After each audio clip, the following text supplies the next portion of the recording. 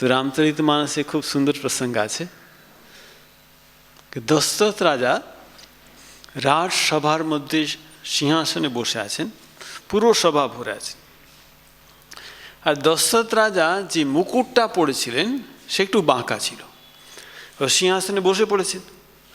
এবার রাজাকে কে বলবে তোমার মুকুট বাঁকা? কেউ বলতে পারছে না, কেউ দেখতে পাচ্ছে মুকুটটা বাঁকা পড়ে আছে। মন্ত্রী খুব বুদ্ধিমান ছিল, মন্ত্রী কী করলো, একটা আয়না নিয়ে তার সামনে রেখেছে। তো যে আয়না সামনে রেখে, তো আয়না দেখে যখনই মুকুটটা সিধা করতে গিয়েছে তখন তার দৃষ্টি কোথায় পড়েছে, এখানে লিখছে শ্রবণ সমীপ ভয়ে শীতকেশা। তার দৃষ্টিটা পড়লো কানের কাছে একটা চুল সাদা হয়ে গেছে। আর বলছে মনহু জরঠপনু অস উপদেশা, কানে কাছে একটা চুল সাদা হয়ে, আর কানের মধ্যে কিছু বলছে। কি বলছে? কি রাজা তোমার বয়স হয়ে গেছে, এবার তুমি সিংহাসন ত্যাগ করে রামকে রাজা বানাও আর তুই ভগবানের ভজন করো। আপনি ভাবুন, দশরথ রাজার কানে একটা চুল সাদা হয়ে গেছে, তার মনে হচ্ছে সেই চুলটা কানে বলছে কি রাজ সিংহাসন ত্যাগ করে ভগবানের নাম করো। আমাদের অনেক চুল সাদা হয়ে যায়, বুঝতে পারি না, ঠিক আছে। আবার কেউ তো আছেন তো সাদা আবার কালো করে না, ঠিক আছে, কেউ বুঝতে না পারে, ঠিক আছে। কিন্তু এখানে দেখুন দশরথ রাজার যেই মনে হলো কি আমার কানে একটা চুল সাদা বলছে, সঙ্গে সঙ্গে কী করলো জানেন, বশিষ্ঠ মুনির কাছে চলে গেলে আর বলছে আমি রামকে রাজা করব। কিন্তু কি বলুন, কালকে রাজ্যাভিষেক দেব। দেখুন এই ভালো কাজে কাল করো বলি না, তাহলে হবে না। ভগবানকে প্রাপ্ত করতে হলে কালই, আজই আমাকে এক্ষুনি শুরু করতে হবে। আর আমরা সবাই জানি রাত্রিবেলায় কইকেয়ী দুটো বর চাইলেন। একটা কী বর চাইলেন? ভারতের রাজ্যাভিষেক।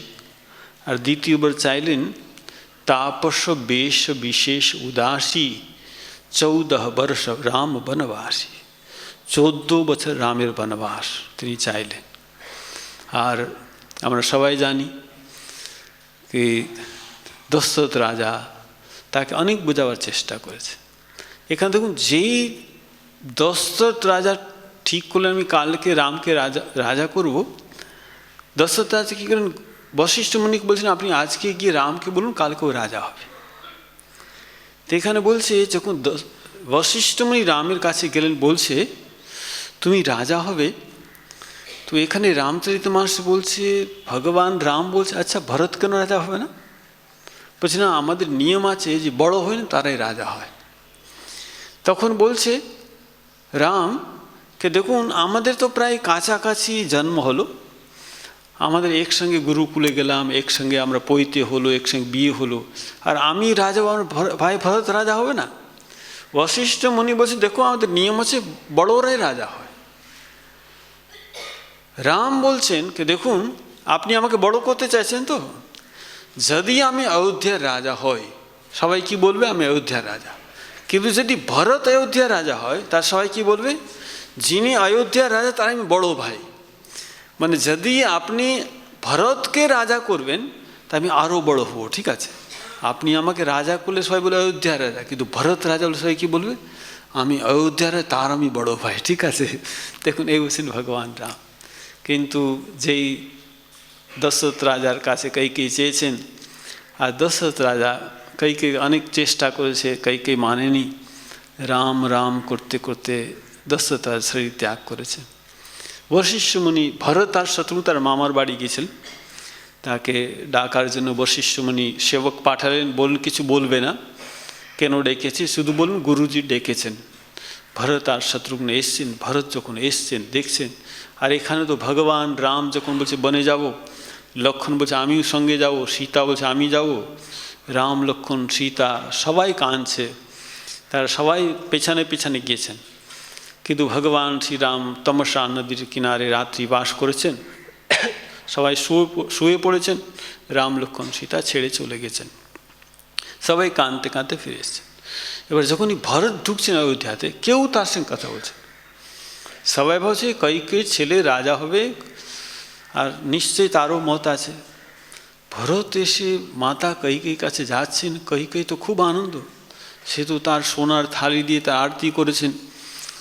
ভরত বলছে, আচ্ছা কী ব্যাপার, আমি এখানে যা দেখছি সব কেউ কথা বলছে না আমার সঙ্গে, তো আচ্ছা তোমার মা বাড়ি সবাই ভালো আছে তো? ভরত বলে, হ্যাঁ সেটা তো ভালো আছে, এখানে কি আমার বাবা ভালো আছে তো, রাম ভালো আছে তো? তখন কৈকেয়ী বলছে কে দেখো তোমার বাবা মারা গিয়েছে। আর ভরত সঙ্গে অজ্ঞান হয়ে গেছে, আমার বাবা মারা গেলেন, আমাকে রামকে সঁপে গেলেন না। আর আচ্ছা বাবার মৃত্যুর কারণটা কি? যেই কৈকেয়ী বলেছেন আমি 2টো বর চাইলাম, তোমার রাজ্যাভিষেক, রামকে বনে পাঠিয়ে দিয়ে তুমি আনন্দে রাজ্য করো। যেই ভরত শুনলেন, আরে রামকে বনে পাঠিয়েছেন, আর তিনি তার মাকে বলছেন তুমি পাপিনী, তোমার মুখ থেকে এরকম কথা বেরোলো কেন? তোমার কি জীব টুকরো টুকরো হয়ে গেল না? এখানে বলছে ভরত আর কখনো কৈকেয়ীকে মা বলে ডাকেনি, কোনোদিন ডাকে। পরে যখন কৈকেয়ীকে নিয়ে ভরত গিয়েছেন রামের কাছে, যখন কৈকেয়ী রামকে বলছে কে আমাকে ভরত কোনোদিন মা বলে ডাকে না। বলছে আচ্ছা। রাম ভরতকে ডাকলেন, আচ্ছা ভরত তুমি কি তোমার মাকে মা বলে ডাকো না? ভরত বলছে আমি ডাকি না। কেন? প্রভু আপনি তো মা বলে ডাকেন। তো বলছে আমি তো তোমার মাকে মা বলে ডাকি। বলছে আমি সেটাই চাই কি আমার মায়ের সম্পর্ক ভগবান প্রভু আপনার সঙ্গে থাকে, আমার মতো জীবের সঙ্গে না থাকে। ঠিক আছে, দেখুন আমি মা বলে ডাকছিলাম তো গণ্ডগোল হলো, ঠিক আছে, আপনাকে 14 বছর মনে পাঠিয়ে দিল। ঠিক আছে, আমি চাইছি আমার মায়ের সম্পর্ক ভগবানের সঙ্গে থাকুক, যেন আমার সঙ্গে না থাকুক। তো এখানে যখন দেখছেন সেই বশিষ্ঠ মুনি তার বাবা দশরথের অন্ত্যেষ্টি কার্য করেছেন, আর সবাই তাকে বলছেন ভরতকে তুমি রাজা হও। গুরু বশিষ্ঠ বলছে, মাতা কৌশলা বলছে, প্রজাজন বলছেন সবাই তুমি রাজা হও। ভরত বলছে কে দেখুন আমি যে রাজা হো, আমার মা যাই চাইলেন, সঙ্গে সঙ্গে কী হলো, রামের বনবাস হয়ে গেল, আমার বাবার মৃত্যু হয়ে গেল। আপনারা কি ভাবছেন আমি রাজা হলে কি আপনারা আনন্দে থাকবেন? পৃথিবী রসাতলে চলে যাবে। এই যে রামের বনবাস হচ্ছে সেটা আমার পাপের কারণে। দেখুন ভরত বলছে, কি বলছেন, আমার পাপের কারণে। যদি আমার জন্ম হতো না তাহলে কিন্তু রামের তো কষ্ট করতে হতো না। সবাই বলছে আচ্ছা তুমি কাজ করো, 14 বছর রাজ্য করো, তারপর রাম এলে ফেরত দিয়ে দেবে। এখন তো রাম নেই, লক্ষণ নেই, তুমি রাজ্য চালাও। ভরত বলছে এই অযোধ্যার রাজা রাম তার ছাড়া কেউ হতে পারে না। আমরা কি কোনো ভোগ খেয়ে তারপর কি ভগবানকে দিয়ে এঁঠো দিতে পারি? আমি যদি রাজা হয়ে তাহলে এঁঠো হয়ে গেল। ঠিক আছে, অযোধ্যার রাজা ভগবান রামই। আর আপনারা কি আমার বাবার ইচ্ছাটা পালন করতে চাইছেন, আমার মার ইচ্ছা পালন করতে? আমার বাবা চেয়েছিলেন রাম রাজা হোক, কিন্তু আমার মা কৈকেয়ী বর চাইলেন কি আমার রাজ্যাভিষেক, রামের বনবাস। তাহলে আপনারা কি আমার মায়ের ইচ্ছা পূর্ণ করতে চাইছেন, আমার বাবার ইচ্ছা পূর্ণ করতে চাইছেন? দেখুন রামই এই অযোধ্যার রাজা। চলুন আমরা কাজ করি, আমরা সবাই বনে যাই, বনে গিয়ে সেখানে রামের রাজ দিলে করে আমি বনে থাকবো, ভগবান রাম রাজা হোক। ঠিক আছে, কালকে আমরা সবাই যাব ভগবান রামকে গিয়ে রাজ্যাভিষেক করে আসবো, ভগবানকে নিয়ে আসবো। এই যে ভরতের যে যাত্রা আছে, ভগবান রামের ভরতের যে রামের মিলনে যাত্রা, এটা আমাদের সবারই কিন্তু ভগবানের মিলনে যাত্রা। দেখুন ভরত যখন যাচ্ছেন, প্রথম সেই যাত্রা শুরুয়াত করছেন, বলছে কেউ হাতি উপর বসে আছে, কেউ রথ উপর বসে আছে, কেউ ঘোড়া উপর, কেউ পালকি, কেউ হেঁটে যাচ্ছে। দেখুন ভরতের সঙ্গে সবাই আছে, সবারই সাধন আলাদা হতে পারে, কিন্তু সবাই যাবে কোথায়? একই জায়গায়, ভগবানের কাছে যাবে। ভরত সবাইকে নিয়ে যাচ্ছেন, কেউ হাতি উপর, কেউ ঘোড়া উপর, কেউ রথে আছেন, কেউ পালকিতে আছেন, ভরত সঙ্গে সবাই আছে। ঠিক আছে, ভরত যাচ্ছেন। ভরত কী করলো জানেন? ভরত ভগবান রাম তো খালি পায়ে গেছেন, আমি খালি পায়ে হাঁটো। ভরত রথের থেকে নেমে এসেছেন, যেই রথ থেকে নেমেছেন, যারা হাতি উপর ছিল তারাও নেমে গেছেন, ঘোড়া উপর ছিল তারাই নেমে গেছেন, সবাই নেমে গেছেন। মাতা কৌশল্যা ছুটে এসে বলছে ভরত তুমি যদি এরকম করো তাহলে সবাই নিচে হেঁটে যাবে। আর সবাই ব্রত পালন করছেন, কেউ বলছেন আমি জল খেয়ে থাকবো, কেউ ফল খেয়ে থাকবো, ভগবান রাম যতদিন আসছে না সবাই রামের কাছে পৌঁছাতে পারবে, তুমি রথ উপর বসে যাও। সঙ্গে সঙ্গে ভরত কিন্তু রথের উপর উঠে পড়েছেন। আবার সবাই যেরকম হাতি ঘোড়া পালকি সবাই যাচ্ছেন। এখানে দেখুন ভরত দেখছে আমরা যে সাধনা করি না, ভগবানের নাম করি, যদি প্রকাশ হয়ে যায় না, তাহলে কিন্তু সাধনার কিন্তু বিঘ্ন ঘটবে, জানেন। ভরত কী করলো জানেন? ভরত কী করলো, এবারে ভরত সবাইকে এগিয়ে দিয়েছে। হাতি ঘোড়া রথ শেষ, আস্তে আস্তে আস্তে তার রথটা একবার শেষে নিয়ে গেছে, একবার শেষ, সবাই এগিয়ে চলে গেছে। এইবারে ভরত কিন্তু নিচে নেমে এসছে, কিন্তু হেঁটে যাচ্ছেন ভরত, ঠিক আছে, খালি পায়ে যাচ্ছেন। কেউ ভরত বলছে, ভরত তুমি যে খালি পায়ে যাচ্ছ, তোমার কষ্ট হচ্ছে না? ভরত কী বলছে জানেন? আমার কষ্ট হচ্ছে। কেন কষ্ট হচ্ছে? ভগবান রাম যেখানে চরণ রেখেছে, আমাকে সেখানে আমার নিজের পা রাখতে হচ্ছে। যদি আমি মাথা দিয়ে হাঁটতে পারতাম, তাহলে ভগবান রাম যেখানে চরণ রেখে মস্তক রাখতে পারতাম, আমি মস্তক দিয়ে হাঁটতে পারলে কিন্তু ভালো হতো। এখানে ভরত বলছেন কে দেখুন, ভগবান রামের যেখানে চরণ পড়েছে, এখানে আমাকে পা রাখতে হচ্ছে। এই যে ভূমিটা, এটা কিন্তু পা রাখার ভূমি, এটা মাথা রাখা ভূমি, ঠিক আছে। ভরত বলছে যেখানে ভগবান রামের চরণ পড়েছে, মস্তক দিয়ে হাঁটতে পারতাম তাহলে ভালো হতো। ভরত যাচ্ছে। প্রথম কি হলো? নিষাদ রাজগুহ। আর কি আছে? ভরত ভেবেছিল ভগবানকে রাজ্য সেখানে রাজ্যাভিষেক করবে, সে পুরো সৈন্য নিয়ে যাচ্ছেন ভরত। এখন কি হলো, যে যখন রাজ্যাভিষেক হয় তখন সৈন্য দর্শন করতে হয়, তো ভরত পুরো সৈন্য নিয়ে সঙ্গে যাচ্ছেন। নিষাদ রাজগুহ দেখলেন কে ভরত সৈন্য নিয়ে আসছেন, ও ভেবেছে রামের সঙ্গে যুদ্ধ করতে যাচ্ছে। নিষাদ গুহ ভগবান রামের শাখা নিষাদ গুহ। নিষাদ ভাবছেন যদি রামের সঙ্গে যুদ্ধ করতে যায়, তাহলে প্রথম তো আমিও যুদ্ধ করে মেরে ফেলব। সঙ্গে সঙ্গে নিষাদ কী করলো, তার যত সব সেবক ছিল সবাইকে বলছে চলো আমরা সবাই ভরতকে এগোতে দেওয়া চলবে না। এই যে গঙ্গায় যারা পার করেন সব নৌকাগুলি আমরা ডুবিয়ে দেবো। আর সঙ্গে সঙ্গে বলছে রামের জন্য প্রাণ ত্যাগ করো, ঠিক আছে। সবাই তৈরি একবার ভরত সঙ্গে যুদ্ধ করতে। তার মধ্যে কি হলো, বাঁ দিকে একটা বুড়ো ছিল, কেউ কার ছিঁক এসছে, ঠিক আছে।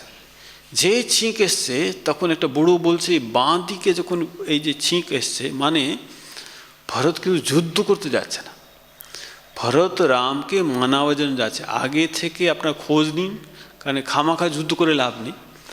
যুদ্ধ করতে আমরা যুদ্ধ করব, কিন্তু প্রথমে তোমরা শুনো, এই যে সগুণটা, এই যে এরকম সংকেতটা বোঝাচ্ছে যে ভরত রামের সঙ্গে যুদ্ধ করতে যাচ্ছে না, রামকে মানাতে যাচ্ছে। দেখুন যারা ঘরে বুড়ো থাকে, যারা বৃদ্ধ থাকে, যারা, তাদের কিন্তু কথা শুনতে হবে, জানেন তো। ওদের একটা অনুভব আছে, ওদের যে অনুভব আছে আমাদের কাজে লাগাতে হবে। এখানে বলছে বৃদ্ধকে সম্মান করতে হবে। ভগবান রাম বৃদ্ধকে সম্মান করতেন, মন্ত্রীকে বাবার মতো সম্মান করতেন। একটা ছোট একটা গল্প আছে, কে একটা কন্যার বিয়ে হবে, তো বাবা বললেন কি বিয়েতে এই যে বড়যাত্রা হবে, বড়যাত্রায় কোনো বুড়ো থাকবে না, বুঝলি তো, তাহলে বিয়ে হবে। তো যুবকরা ভাবলো বুড়োরা কী করবে, হ্যাঁ আমরা যুবকরা যাবো সেখানে বিয়েতে, ঠিক আছে। হ্যাঁ কিন্তু একটা দাদু ছিল, দাদু বলছে আমি যাবো। বলছি দাদু তুমি গেলে বিয়ে যে হবে না। দাদু কারো কথা শুনছে না, দাদু যাবেই, বুঝলেন তো। তখন ও বলে ঠিক আছে কাজ করা যায়, আমরা তোমাকে নিয়ে যাব, কিন্তু যেই গাড়িতে সামান থাকবে না মাঝখানে ঢুকিয়ে দেবো, আর সেই গাড়িটা গ্রামের বাইরে থাকবে, তুমি যেতে রাজি হলে নিয়ে যাবো। হ্যাঁ কোনো চিন্তা, আমাকে বিয়ে দেখতে হবে না, আমি সঙ্গে যাব। ওই ঠিক আছে, বুড়োকে নিয়ে গেল, দাদুকে গ্রামের বাইরে গাড়ি রেখেছেন। আর বলছে দেখো দাদু বেরোবে না, কিন্তু নাহলে বিয়ে হবে না। না দাদু আমি বেরোচ্ছি না, তোমরা যাও, তোমরা সবাই বড় যাত্রায় যাও, বুঝলি তো। সবাই গিয়েছে। আর কন্যার বাবা বলছে বিয়ে তো হবে, একটা শর্ত আছে। কী শর্ত আছে? এই যে গ্রামের বাইরে নদী আছে না, নদীর জলের জায়গায় তোমরা যদি দুধ বয়ে দিতে পারো তাহলে বিয়ে হবে না, বিয়ে হবে না। আর নদীর জলের জায়গায় দুধ বয়ে দেওয়া ইম্পসিবল, বুঝলি তো। সব যুবকরা ফিরে চলে এসছে, দাদুকে গাড়ি থেকে বলছে দাদু বেরো। দাদু আমি বেরো না, আমি বেরোলে যে বিয়েই হবে না। বলছে দাদু বিয়ে এমনিও হবে না। বলছে কেন, কী হয়েছে? বলছে আরে কন্যার বাবা বলছে কি গ্রামের বাইরে যে নদী আছে নদীতে জলের জায়গায় দুধ বয়ে দিলে বিয়ে হবে। তো দাদু বলছে এই ছোট ছোট ছোট কথায় কি বিয়ে ফেরত যাবে?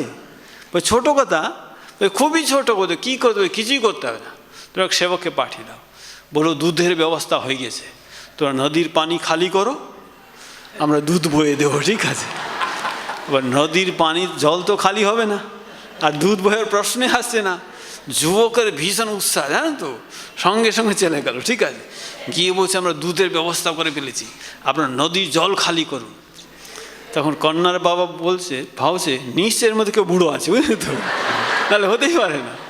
দেখুন এখানে এই যে নিষাদ রাজ গুহ যে একটা বুড়ো বলেছে, কে এই যে ভরত যুদ্ধ করতে যায়, তুমি আগে দেখো। আর যে নিষাদ গিয়েছেন, আর বশিষ্ঠ মুনি বলছেন এ তো ভরতের শাখা, ভরতের বন্ধু। আর যেই শুনেছেন ভরত সেই রথের উপর থেকে একেবারে লাফিয়ে উঠছেন, গিয়ে একেবারে দূর থেকে সাষ্টাঙ্গ প্রণাম করেছেন। ভরত গিয়ে একেবারে থেকে জড়িয়ে ধরেছেন, রামের শাখা। এখানে বলছে তাকে দেখে তো আনন্দ হচ্ছে।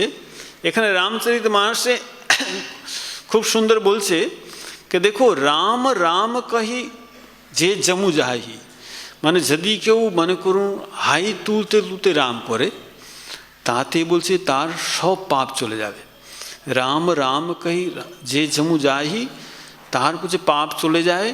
আর একে তো ভগবান রাম একেবারে এই যে নিষাদ গুহ তাকে একেবারে জড়িয়ে ধরেছিলেন। এখানে বলছে উল্টা নাম ঝপই ঝগু জানা, বাল্মীকি ভাই ব্রহ্ম সমান। দেখুন বাল্মীকি এত পাপ করেছিলেন, তাকে যখন নারদমুনি বলেন তুমি রাম বলো, বাল্মীকি রাম বলতে পারছেন। ভাবুন আপনি, রত্নাকর ডাকাত, বুঝলি তো, তার মুখ থেকে রাম বের হচ্ছে না, ঠিক আছে? এবার ভাবুন রত্নাকর ডাকাত যা পাপ করেছে, তার নিশ্চয় আমরা কম করেছি, তাই না? আমরা সবাই রাম বলতে পারছি, কিন্তু রত্নাকর রাম বলতে পারছিল না। তখন সেই নারদমুনি, আচ্ছা যাও তুমি মরা বলতে পারো? হ্যাঁ, মারো কাটো তো আমরা বলেই থাকি, কোনো চিন্তা নেই, তো মারা মারা বলবো। তো এখানে বলছে উল্টা নাম ঝপই ঝগু জানা, বাল্মীকি ভয়ে ব্রহ্ম সমান। দেখুন উল্টা মরা মরা মরা মরা মরা করতে করতে করতে রাম রাম হয়ে গেল। আর কি হলো? বাল্মীকি ভয়ে ব্রহ্ম সমানা। বাল্মীকি আপনি ভাবুন, আপনি ব্রহ্ম সমান মানে ভগবানের মতো হয়ে গেছেন, এই রামায়ণ রচনা করেছেন। দেখুন আমরা সিধা নাম করে কিন্তু ব্রহ্ম সমান হতে পারছি না, বুঝলেন তো? হ্যাঁ, তাই না? কেন হতে পারছি না বলুন তো? বাল্মীকি যখন মরা মরা করেছে না, আর কোনো দিন পাপ করেনি, ঠিক আছে, আর কোনো পাপ চিন্তা করেনি। দেখুন প্রথম মরা মরা যখন শুরু করেছেন, তখন কেউ তার মাথায় তো ওই মারো কাটো, কতজনকে মেরে ফেলেছেন, কেটে ফেলেছেন, এইসব মনে মধ্যে আসছে, কিন্তু সে ভগবানের নাম ছাড়েনি, ত্যাগ করেনি। আমরা কী করি বলুন তো? ভগবানের নাম আবার ছেড়ে দিই, ঠিক আছে, হলো হলো না হলো না হলো, ঠিক আছে। কিন্তু দেখুন বাল্মীকি উল্টা নাম করে ব্রহ্ম সমান হয়ে গেছে, ঠিক আছে। আর একে তো ভগবান রাম আলিঙ্গন করেছেন, ভরত তাকে আলিঙ্গন করেছেন, এবারে তার সঙ্গে যাচ্ছেন। দেখুন আপনি যখনই এই যে ভগবানের যাত্রা শুরু করলেন, কিছু বিরোধ আসবে, ঠিক আছে, কিন্তু যদি আপনার ভগবানের চরণে আমাদের ভক্তি থাকে, তাহলে কিন্তু এই বিরোধ থেকে আমরা এগিয়ে যেতে পারবো। দেখুন ভরত যাচ্ছে না, এখানে বলছে ভরত সবাইকে সঙ্গে নিয়ে যাচ্ছে। দেখুন ভগবান রাম যাচ্ছেন, রাম যখন যাচ্ছিলেন, রাম লক্ষ্মণ সীতাকে অনেকে দেখেছেন, দর্শন করেছেন, কেউ চিনতে পারেন। ভরতকে দেখে সবাই চিনতে পারছে কি আমরা রামের দর্শন করি। ভাবুন এখানে বলছে কি রাম লক্ষ্মণের দর্শন করে সবাই পরমপদে অধিকারী হয়েছে, কিন্তু ভরতকে দেখে সবাই পরমপদ পেয়ে গিয়েছেন। ভাবুন আপনি, ভরত যখন যাচ্ছে না, আর যে ভরত প্রয়াগরাজ তীর্থে যাচ্ছেন, সেখানে ত্রিবেণী সঙ্গম, গঙ্গা যমুনা সরস্বতীর, ভরত বলছেন প্রয়াগরাজ কাছে আমি ক্ষত্রিয়, আমি কখন ভিক্ষা করি না, কিন্তু আজকে তোমার কাছে ভিক্ষা করতে এসেছি, ক্ষত্রিয় আমি ত্যাগ করছি। দেখুন প্রয়াগরাজ তীর্থের রাজা ধর্ম অর্থ কাম মোক্ষ সব দিতে পারে। ভরত কি বলছে জানেন? ধর্মন অর্থন কাম রুচি ন চাহু নির্বাণ। বলছে আমার ধর্ম অর্থ কাম মোক্ষ চাই না, তাহলে প্রয়াগ তোমার চাই কি? ভরত বলছেন জনম জনম রতি রাম পদ ইহ বরদান নান।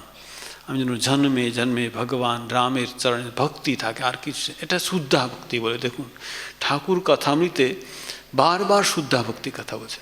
ঠাকুর কথামৃতে আমাদের কীরকম প্রার্থনা করতেন শেখাচ্ছেন, কী শেখাচ্ছেন? আমার দেহ সুখ চাই না, হ্যাঁ, আমি মান যশ চাই না, আমি ঋদ্ধি সিদ্ধি চাই না। হে মা, তোমার ভুবন মোহিনী মাতে মুগ্ধ করো না, তোমার চরণে শুদ্ধা ভক্তি দাও, আমি সাধনহীন, ভজনহীন, জ্ঞানহীন। দেখুন ঠাকুর কথামৃতে এই প্রার্থনা শেখাচ্ছেন ভগবান কাছে। দেখুন ঠাকুরের কখন দেহ সুখের ইচ্ছা ছিল না, মানুষ ইচ্ছা ছিল না, কিন্তু কীভাবে এখানে ভরতও প্রার্থনা করছে, আমার অর্থন ধর্মন কাম रुचि न चाहू निर्वाण जन्म जन्म गति राम पद यह वरदान हुआ। भरत जाचन, भरत सबको जोड़ के जा रहा है, राम सबको छोड़ के जा रहे थे, ठीक है ना। भगवान राम কাউকে সঙ্গে নিয়ে যায়নি, কিন্তু ভরত সবাইকে বলছে চলুন। এখানে তুলসীদাসজি খুব সুন্দর কথা বলছে, জানেন তো। এখানে দেখুন তুলসীদাসজি কি বলছে জানেন? তুলসীদাসজি বলছে এই যে লীলা আছে না, লীলার সঙ্গে তুলসীদাসজি ছিলেন। তিনি এখানে হিন্দিতে দুটো কথা আছে, একটা ইহা আর ওয়াহা। ইহা মানে কি জানেন তো, এখানে, আর ওয়াহা মানে ওখানে, ঠিক আছে। যখন বলুন রাম রাবণের যুদ্ধ চলছে, তখন তুলसीदासजी রামের যে ওখানে কি হচ্ছে, ইহা ইয়ে हो रहा है, और रावण के पास क्या वहाँ वो हो रहा है। কিন্তু এই যে ভরতের সঙ্গে যাত্রাতে তুলसीदासजी বলছে ইহা ইয়ে हो रहा है। তুলसीदासजी কিন্তু ভরতের সঙ্গে আছে, রামের সঙ্গে নেই তুলसीदासजी, ঠিক আছে। এখানে তুলसीदासजी বলছে দেখুন ভরত হচ্ছেন ভগবান রাম। একটা দোষ কি জানেন তো, ভগবান রাম ঠিক কি ভালো কি মন্দ বুঝতে পারে না, তো वो अच्छे पारखी नहीं है। तो तुलसीदास ने कहा ये जो भीड़ है ना, भीड़ में खोटा सिक्का चला जाएगा, ठीक है ना। এই যে আমাদের অনেক নোট থাকে, 500 টাকার নোট, মানে একটা ফেটে গিয়েছে, মাঝখানে ঢুকিয়ে দিলেন চলে যাবে, ঠিক আছে। তো এখানে বলছে তুলसीदासजी বলছে আমি ভরতের সঙ্গে আছি, ঠিক আছে, ভিড়ের মধ্যে এই খোটা শিক্ষা চলে যাবে। আমরা সব খোটা শিক্ষার মধ্যে আছি, ঠিক আছে। তুলसीदाসের বিনয় পত্রিকা একটা সুন্দর আছে। তুলसीदासजी বলছেন কে যখন ভগবান রামের রাজ্যাভিষেক হয়ে গেল, ঠিক আছে, রাম লক্ষণ ভরত শত্রুঘ্ন হনুমানজি বিভীষণ সবাই আছে। আর तुलसीदासजी গিয়ে কি বলছেন ভগবানকে, প্রভু आपकी राजसभा में मुझे कमी नजर आ रही है, তোমার राजसभाएं আমার একটু कमती कुछ कमी नजर आए। तो भगवान ने कहा मेरे राजसभा में कमी, क्या कमी है? तुलसीदासजी ने कहा कि मैं कमी पूरा करने के लिए आया हूँ। भगवान ने कहा पहले तो कमी बताओ कि मेरे राजदरबार में क्या कमी है। तुलसीदास ने कहा देखिए प्रभु, ये आपके भरे राज दरबार में बड़े बड़े भक्त है, भरत है, हनुमान जी है, विभीषण है, लेकिन आपका नाम क्या है? आपका नाम तो पतित पावन है, तो आपकी सभा में कोई पतित है ही नहीं, ठीक है। तो आपका पतित नाम, पतित पावन सार्थक कैसे होगा? एक काम कीजिए, ये तुलसी पतित है, ठीक है ना, ये तुलसी को पावन कर दीजिए तो आपका नाम हो जाएगा, मेरा काम हो जाएगा, ठीक है ना। তো দেখি তুলসীর পেছনে পেছনে আমরাও দাঁড়িয়ে যাবো, ঠিক আছে, আমরা সবাই পতিতই আছি, ঠিক আছে, আমাদের সবাইকে পাবন করতে হবে, ঠিক আছে। এই যে ভরত যাচ্ছে না, আপনি ভাবুন এখানে বলছে ভগবান রাম পৃথিবীর কাছে প্রার্থনা করছে কি আমার ভাই ভরত আসছে, তার পায়ে যেন কোনো কাঁটা না লাগে। তো পৃথিবী বলছে তোমার ভরত কি এতই কি নরম, কি এতই কোমল, কে কাঁটার বেদনা সহ্য করতে পারবে না? ভগবান রাম বলছে আমার ভরত বজ্রের মতো কঠোর। কিন্তু ব্যাপারটা হচ্ছে যে যখন ভরতের পায়ে কাঁটা লাগবে, তখন ভরত ভাবে যেরকম আমার পায়ে কাঁটা লেগেছে, আমার প্রভু রামের পায়েও কাঁটা লেগেছিল, সেই বেদনা সহ্য করতে পারবে না। তাই আমার ভাই ভরত আসছেন, তার পায়ে যেন কাঁটা না লাগে। আর বলছে ভরত যখন যাচ্ছেন না, বলছে মেঘগুলি তাকে ছায়া করে করতে যাচ্ছে। ভগবান কি চান জানেন তো, যে তিনি যত কষ্ট করেছেন না, তার ভক্ত যেন কষ্ট না করে। আপনারা দেখুন ভগবান শ্রী রামকৃষ্ণ, মা সারদেবী, স্বামী বিবেকানন্দ, তার যে ডাইরেক্ট ডিসাইপল যা কষ্ট করে, আমরা তো কিছুই কষ্ট করছি না, তাই না? দেখুন আমরা কত আনন্দে আছি, ঠিক আছে। ভূতেশানজি মাঝ বলতে জানেন তো, সকালে তাদের মুড়ি খাওয়া দেওয়া হতো, মুড়ি, শুধু মুড়ি, একটা সিগারেটে কোটা ছিল, ঠিক আছে, হ্যাঁ। তো মনে করুন একজন ওই দেব সবাই এক কোটা মুড়ি পাবে, ঠিক আছে। তো দূর থেকে ওই ভান্ডারি মার দেখছেন, ঠিক আছে, ওই কোটায় মুড়ি দেখছেন একটু বেশি হয়ে যায়, তখন বলছে এই ভরে ভরে দাও, ভরে ভরে দাও, ঠিক আছে, মানে উপরে যেন না থাকে, বুঝলেন তো, মানে এইরকম কোটো ভরে দিচ্ছেন তো মুড়ি একটু বেশি হয়ে যাচ্ছে, বুঝলেন তো, এই সবাইকে ভরে ভরে দেবে, ভরে ভরে দেবে, ঠিক আছে। দেখুন এরা এত কষ্ট করেছে, ভগবান চান আমার ভক্তের কোনো কষ্ট না হয়, জানেন তো। দেখুন আমাদের কোনো কষ্ট নেই ঠাকুরের কৃপায়, ঠিক আছে, আপনারা সবাই সাহায্য করছেন, আমরা সবাই ঠাকুরের নাম করছি, চলছে। তো এখানে ভরত যখন যাচ্ছেন মাঝখানে কোথায় জানেন তো, এখানে বলছেন তিনি ভরদ্বাজ মুনি আশ্রম এসে, ভরদ্বাজ মুনি আশ্রম। ভরদ্বাজ মুনি ভরতকে বলছে, দেখো ভরত, আমরা কখনো মিথ্যা কথা বলি না। এই যে আমরা এত সাধন ভজন করেছি, এত তপস্যা করেছি, কি ভগবানের কাছে আমাদের যেতে হয়নি। রাম লক্ষ্মণ সীতা আমাদের আশ্রমে এসছেন, আমাদের সাধনা তপস্যার ফলে আমাদের ভগবানের দর্শন হয়েছে। কিন্তু ভরত একটা কথা বলবো কি, আমি এতদিন ভাবছিলাম কি আমার সাধনার ফলে ভগবানের দর্শন হলো, কিন্তু ভগবানের দর্শনের ফল কি আজ বুঝতে পারছি, ভগবানের দর্শনের ফল হচ্ছে ভরতের দর্শন, ঠিক আছে। আমি ভাবুন ভরতকে দেখে ভরদ্বাজ উনি বলছেন, আচ্ছা ভরত কি বলো জানো, তুমি যেখানে পা রাখছো না সেই জায়গাটা তীর্থ হয়ে যাচ্ছে, বলছে তুমি যেখানে চরণ রাখছো সেই ধুলিটা পবিত্র হয়ে যাচ্ছে। ভরত এত পবিত্র, ভরত কি বলছে জানেন তো, ভরত বলছে আমি এত পাপ করেছি, আমার পাপের ফলে ভগবান রামের বনবাস হলো। আমার যদি জন্ম না হতো ভগবানের কষ্ট হতো না। আমার শুধু কষ্ট এটাই হচ্ছে কি ভগবান রামকে খালি পায়ে হাঁটতে হচ্ছেন, মাটিতে শয়ন, ভূমিতে শয়ন করতে হচ্ছেন, শুধু আমার পাপের ফল। আমার যদি জন্ম না হতো তাহলে আমার মা এটা বর চাইতেন না। আমার পাপের ফল ভগবান রামের বনবাস হয়েছে। আর ভগবান রাম কি বলছে জানেন, রাম লক্ষ্মণ সীতা যখন বাল্মীকি মুনি আশ্রমে গিয়েছে তখন ভগবান রাম বলছেন, কি বলছে, तात बचन पुनि मातु हित भाई भरत असराऊ मो कहूँ दरस तुम्हारे प्रभु सब मम पुण्य प्रभाव। ভগবান বলছেন বাল্মীকি तात বচন, পিতার বচন পালন করার জন্য এসেছে, মাতু হিত কইকের হিতের জন্য, ভাই ভরত असराऊ আমার ছোট্ট ভাই ভরত রাজা হবে, মো कहूँ दरस तुम्हारे प्रभु सब मम पुण्य प्रभाव আমি যা এত পুণ্য করেছি আপনাদের সঙ্গ করতে পারছি, আমার 14 বছর বনবাস হলো আমার পুণ্যের ফল। আপনি ভাবুন ভগবান রাম ভাবছেন যে 14 বছর বনবাস আমার পুণ্যের ফল। আমরা হলে কি ভাবতাম, কি কপাল আমার, ঠিক আছে, 14 বছর বনবাস হলো, ঠিক আছে। ভগবান রাম বলছে আমার পুণ্যের ফল। আর ভরত কি ভাবছেন, ভরত বলছে আমার পাপের ফলে ভগবানের বনবাস হয়েছে। এবার যখন ভরত আর রামের মিলন হচ্ছে না, তো ভরত বলছে প্রভু আমার পাপের ফলে আপনার বনবাস হলো। ভগবান বলছে আচ্ছা ভরত তোমার পাপের ফলে হয়েছে, আমি তো আজ পর্যন্ত জানতুম কি আমার পুণ্যের ফল হয়েছে। আচ্ছা ভরত আমার যেটা পুণ্যের ফল সেটা তোমার পাপের ফল, তো তোমার পুণ্যের ফল কি হবে, ঠিক আছে। আপনি ভাবুন এই যে ভরত যাচ্ছেন, বলছে ভরতের ভগবানের প্রতি এত ভক্তি, যারা দেখছেন সবাই ভরতের সঙ্গে ঝুড়ে যাচ্ছে, সবাই ভরত সবাইকে নিয়ে আছেন। এখানে বলছেন যখন ভরতে এত ভক্তি দেখে দেবতারা, কিন্তু দেবতারা ভাবছে, এখানে রামচরিতমানসে আছে যে যখন রামের রাজ্যাভিষেক হবে দেবতারা মাতা সরস্বতীকে বলেছে যে যাতে করে রামের রাজ্যাভিষেক না হয় তুমি এরকম কিছু কাজ করো। তো সরস্বতী বলছে ভাই রাজ্যাভিষেক ভালোই হবে, বলছে না না রাজ্যাভিষেক হইলে রাবণকে কে মারবে, তুমি কারো বুদ্ধি ভ্রষ্ট করে দাও যাতে করে রামের বনবাস হয়। তখন মাতা সরস্বতী মন্থরার বুদ্ধিটা ঘুরিয়ে দিয়েছে, মন্থরা কৈকের বুদ্ধিটা ঘুরিয়ে দিল, আর রামের বনবাস হলো। এখন যে ভরত যাচ্ছে তখন এরা ভাবছে তো আবার তো গণ্ডগোল, ভরত যদি যায় তাহলে তো ভগবান তার কথা শুনে নেবে, ঠিক আছে। ইন্দ্র গুরু বৃহস্পতি কি বলছে, আপনি এরকম কিছু করুন ভরত আর রামের যেন মিলন না হয়। গুরু বৃহস্পতি কি বলছে জানেন, গুরু বৃহস্পতি বলছে দেখুন ইন্দ্রের কোচ 1000 চোখ, সহস্র লোচন বলা। গুরু বৃহস্পতি বলছে তোমার 1000 চোখ থাকতে তুমি অন্ধ, যদি তুমি ভরতের যদি কোনো কষ্ট দাও ভগবান কোনোদিন ক্ষমা করবে না। ভগবান তার অপরাধ ক্ষমা করেন, ভক্তের অপরাধ ক্ষমা করবে না।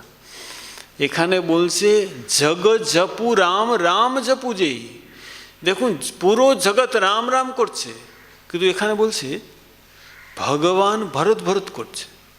জগ জপু রাম, রাম জপু যেই। রাম কার নাম ভরত ভরত করছে। একটা ছোট গল্প আছে হনুমানজি। আমরা সবাই জানি হনুমানজি অমর। মাতা সীতা হনুমানজিকে আশীর্বাদ করেছিলেন, বর দিয়েছিলেন কি, অজর অমর গুণ নীতিস্ত হউ, করহু রঘুনায়ক তুম পর ছৌ। অজর মানে তুমি বৃদ্ধ হবে না, অমর মানে মৃত্যু হবে না, নিধি মানে গুণনিধি মানে সাগর, জয় হনুমান জ্ঞান গুণ সাগর। হনুমানজি অমর। তো ভগবান যখন বৈকুণ্ঠে যাবেন তখন হনুমানজিকে বলছে তুমি বৈকুণ্ঠে যাবে? হনুমান বলছে না। আচ্ছা বৈকুণ্ঠে কি রাম কথা হয়? না, রাম কথা হয় না। বলছে তো আমি যাবো না, বুঝলি তো, যতদিন পৃথিবীতে রাম কথা থাকবে ততদিন এখানে থাকবো, ঠিক আছে। তো হনুমানজি একবার কী হলো জানেন, নারদ মুনি ওই রাস্তা দিয়ে যাচ্ছিলেন, তখন হনুমানজি বলছে আচ্ছা আপনি কোথায় যাচ্ছেন? বলছে আমি বৈকুণ্ঠ। আরে বৈকুণ্ঠে যাচ্ছেন? বাহ, কোথায়, কার কাছে? ভগবান নারায়ণের কাছে। আচ্ছা একটা কাজ করবেন। বলছে কি? হনুমানজি বলছে ভগবান বিষ্ণুর কাছে একটা ডায়েরি আছে, ওই ডায়েরিতে আমার নাম আছে কিন্তু দেখবেন তো। তো নারদমুনি হল ভগবান আর কি ডায়েরি টায়েরি রাখে না, কী জানি, ঠিক আছে তুমি যখন বলছো জিজ্ঞাসা করো, ঠিক আছে। নারায়ণ নারায়ণ করতে গেলেন, গিয়েছেন। তো ভগবান বিষ্ণু আসুন আসুন বসুন, বসলেন। আচ্ছা আপনার ডায়েরি আছে? হ্যাঁ আছে, দেখাবেন? দেখালেন। যেই ডায়েরি দেখেছেন নারদমুনির প্রথম নাম লেখা আছে, বুঝলেন তো। তারপরে প্রথম সে যে হনুমানজির নামই নেই, বুঝলেন তো। তখন নারদমুনি থাক, যাক আমার তো আছে, তার থাক না থাক কোনো অসুবিধা নেই, বুঝলেন তো। উনি ডায়েরিটা দিয়ে আবার ফেরত চলে এসেছেন হনুমানজির কাছে। হনুমানজি জিজ্ঞাসা করেছে আপনি ডায়েরি দেখলেন? হ্যাঁ দেখলাম। কী দেখলেন? বলছে কী দুঃখের কথা বলো, তোমার নামই নেই, আমার নামে করে প্রথমে আছে। তখন হনুমানজি কী ডায়েরি দেখলেন? কী ডায়েরি মানে? আরে ভগবানকে পার্সোনাল ডায়েরি আছে, বুঝলেন তো, পার্সোনাল ডায়েরি দেখেছেন? তখন একবার আবার যান, পার্সোনাল ডায়েরি দেখুন তো কার আমার নাম আছে কিনা। নারদমুনি ভাবলেন দেখি পার্সোনাল ডায়েরি কার কার নাম আছে, ঠিক আছে। নারদমুনি আবার চলে গেলেন, ভগবান বিষ্ণুর কাছে গিয়েছেন, আসুন আসুন বসুন। এবার আচ্ছা প্রভু পার্সোনাল ডায়েরি আছে, দেখাবেন? বা অবশ্যই দেখাবো। দেখালেন, প্রথম হনুমানজির নাম আছে, ভরতের নাম আছে, বুঝলেন তো, গোপীদের নাম আছে। তখন নারদমুনিকে প্রশ্ন করলেন আচ্ছা এই দুটো ডায়েরির পার্থক্য কী, ঠিক আছে। তখন ভগবান বিষ্ণু দেখ নারদ, প্রথম ডায়েরি দেখলাম যেখানে তোমার নাম আছে, তারা 24 ঘন্টা আমারই নাম করে, যেরকম তুমি নারায়ণ নারায়ণ করছো। আর দ্বিতীয় ডায়েরি দেখলাম তাতে যাদের নাম আছে আমি 24 ঘন্টা তার নাম গুণগান করি, ঠিক আছে। এই যে ভগবান ভরত ভরত করছেন, ঠিক আছে। আর যখন এই ভরত আর রামের যে মিলন হচ্ছে, এটা বলছেন ভক্তর ভগবানের মিলন, ঠিক আছে। যেই ভগবান রাম দেখেন ভরত আছেন, সাষ্টাঙ্গ প্রণাম করছেন, ভগবান শ্রীরাম তার তীর ধনু সব ছেড়ে দিয়ে ভরতকে আলিঙ্গন করছেন। এই যে ভক্তর ভগবানের মিলন, তাকে পাদুকা দিয়েছেন ভগবান শ্রীরাম, আর সেই পাদুকা নিয়ে তিনি 14 বছর পুজো করছেন। ভরত কোথায় থাকছেন জানেন? ভগবান ভূমিতে স্নান করছেন, ভরত নিজে গর্ত করে থাকছেন, জানেন। ভগবানের সমান সমান থাকবে না, সেই জটা ধারণ করে তপস্বী বেশে ভরত 14 বছর পরে আবার যখন ভগবান এসছেন, বলছে ভগবান যেই দিন এসছেন সেই দিনই রাজ্যাভিষেক করে বশিষ্ঠ মুনি। কেন ওই কালকে করো বলে হয়নি, বুঝলেন তো, দশরথ রাজা। কিন্তু এখানে বলছে এই যে ভগবান রামের রাজ্যাভিষেক। আমার সময় শেষ হয়ে গেছে, 2 মিনিট আমরা শ্রীরাম জয় রাম সংকীর্তন করে আমি শেষ করছি।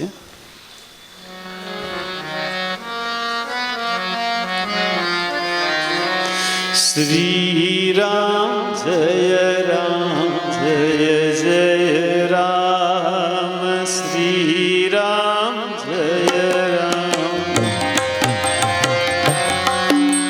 শ্রীরাম জয় রাম জয় জয় রাম, শ্রীরাম,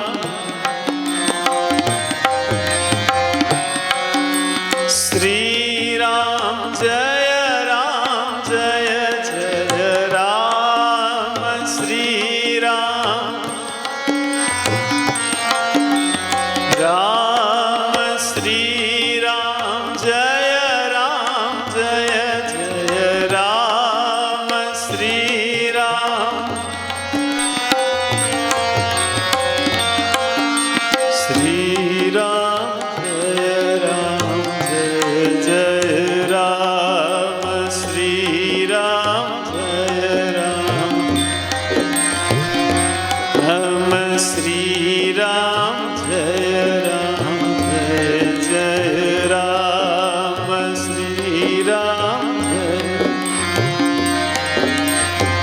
बोलो श्यावर रामचंद्र की जय, पवन सुत हनुमान की जय, उमापति महादेव की जय, शारदावर राम कृष्ण की जय, सदगुरु देव की जय। बोलो भाई सब संतन की जय, सब भक्तन की जय। ओम नमः पार्वती पते, हर हर महादेव।